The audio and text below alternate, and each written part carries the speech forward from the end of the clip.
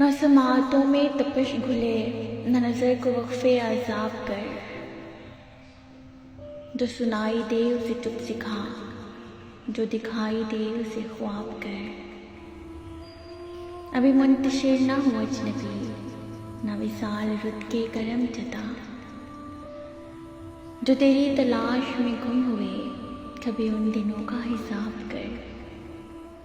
मेरे सब्र पे कोई अजर क्या, मेरी दोपहर पे अब्र क्यों। मुझे ओढ़ने दे अज़ियतें, मेरी आदतें ना ख़राब कर।